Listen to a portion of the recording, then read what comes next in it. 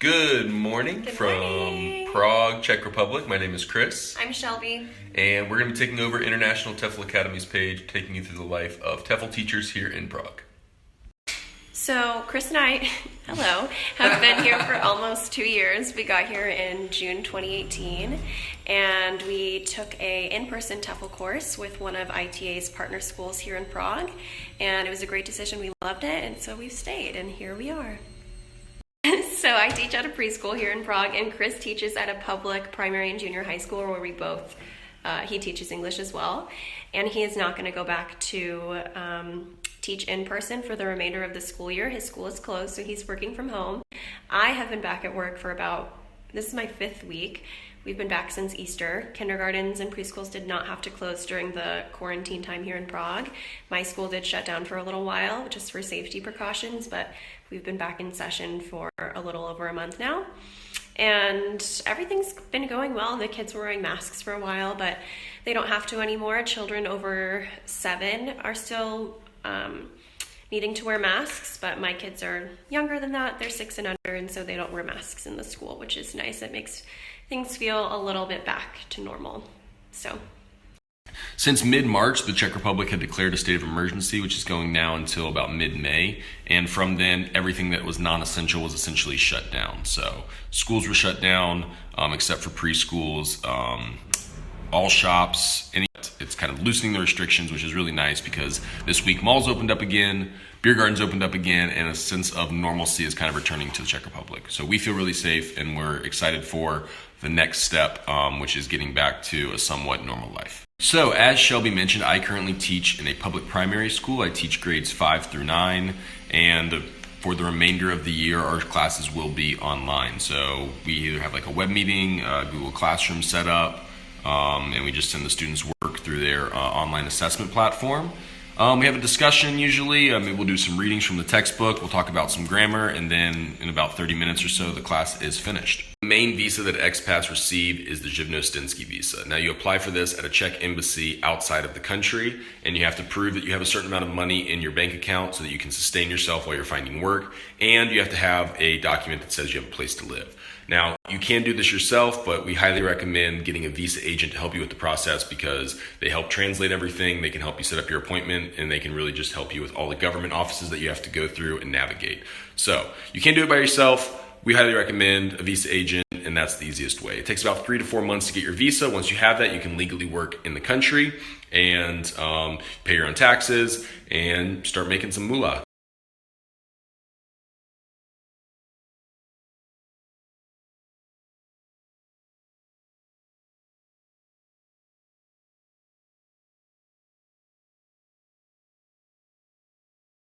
So finding an apartment in Prague is obviously a priority. There are multiple Facebook groups, and that's actually how we found our first and our second apartment. So you can go and get a room with it. You can get your own apartment, and due to coronavirus, actually in the past few months, apartment prices have dropped, which is really nice for the renter. So when you're finding a place, we got our first 2 places, and we'll probably, if we move places or get another place, we got them fully furnished. And the reason that we did that is because we didn't know how long we were going to be here, and it's just nice to have all the amenities when you move into an apartment. You don't want to have to go and find a bed, find a couch, find chairs, find, dishware, find cleaning supplies, find a vacuum, whatever it might be. So we recommend finding a fully furnished place. Keep in mind when you're looking for apartments, most apartments do not have air conditioning units. Most apartments do not have dryers. So that's not a really big thing here to have air conditioning in your home or to have a dryer in your home. So you do a lot of air.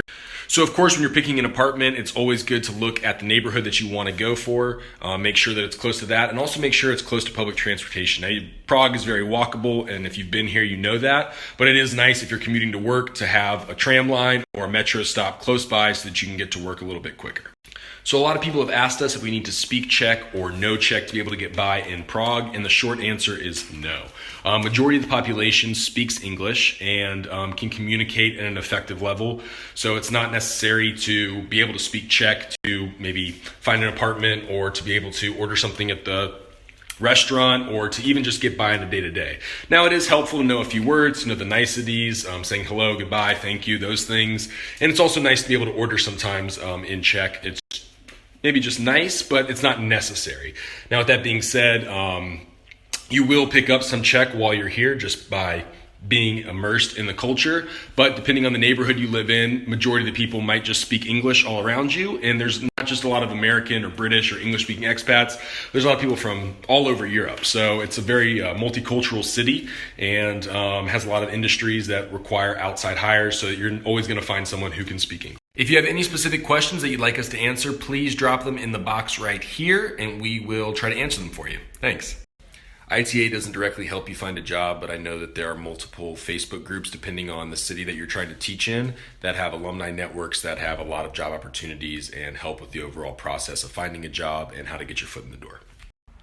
I would say it's extremely easy to find a teaching job here in Prague. I'm not sure about some of the other countries. I know that there's varying degrees of difficulty depending on where you are, but here it is easy to find a job, especially if you have teaching experience and or a TEFL certificate. There's definitely chances for non-native speakers to work in Prague. The Živnostenský visa that I mentioned earlier is not just for teaching, it can be for any job. So it can be for tourism, it can be working in a restaurant, it can be working in any kind of job industry you want. You just have to specify when you apply. So both Shelby and I do have undergraduate degrees in education. We had a little bit of teaching experience before we came over here, but we've had plenty of friends here that had no teaching experience at all, came here, got their TEFL certificate, and just had that commitment to work with students, and they got jobs quite easily as well.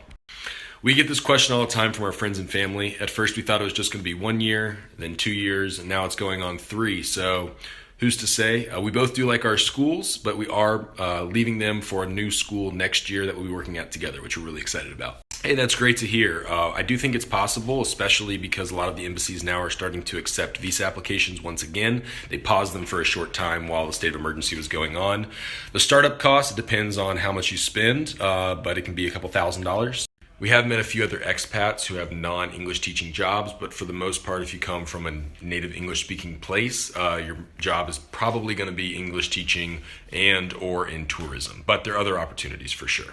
You can still apply for that 1-year visa by working online, and by disclosing your taxes, you could still be eligible for a visa renewal after that 1 year. You would just have to be able to pay your social taxes and your health taxes on your own. Visa agent costs a couple $100s. It just depends on who your visa agent is. Ours costed a couple $100s, and we did save up for that before we moved over there as an expense that we knew we were going to have to pay because we knew the process would be easier with a visa agent. You do start the process in your home country before you move because you need a bank statement from your bank that says you have a certain amount of money in your account so that you can sustain yourself while you're waiting for your visa to be processed. Other than that, everything else you can do while in the country. She has an undergraduate degree in special education, and she had 1 year of teaching experience before moving here. And myself, I have a secondary degree in education with a master's in curriculum and instruction and no teaching experience aside from some summer camps before moving over here. We used a company called Visa Guru, which partners with ITA's in-person TEFL course. That's how we found them, but there are tons on Facebook. You get a 1 year visa, then you can get a 2 year, and then I think you get another 2 year, and it costs us a couple $100 with our visa agent to renew. I think a little bit less. We chose Prague for a few reasons. For one, it was an easier process than other European countries to get a working visa, and the other one was that we wanted to be able to travel in our free time, and it's centrally located, affordable to live in, and that's kind of what drew us there. The way I look at the Czech culture and the Czech people is that you can be whoever you want to be, and they may not agree with it, but they don't care. Be you, as long as you're not hurting other people, they're just going to accept it. And the Czech people, I think, can be cold at the beginning, but are very friendly once you break through. I'm thinking, Chris, you're doing way too much talking. We don't really care about the details. We just want to see what Prague is like. If that's the case, go on some different Prague pages on Instagram. You can see some beautiful shots of the city and the country, and they do a much better job than I could do with this iPhone. But it's a typical work night, right? I mean, we're going out with some friends later tonight to get some fajitas at a friend's house, play some games, and then I'm going to go play some football, soccer with a group of guys that I play with every Tuesday, and then tomorrow's another work day. So, I mean, that's a typical day in the life. This past weekend, we went to Bohemian, Switzerland, which is a national park. This next weekend, we have a friend's birthday that we're celebrating at a beer garden. So, I mean, just living life, and coronavirus is had us down for a little bit, but we're bouncing back, y'all. We are at Couple Vagabonds, so go follow us. Peace.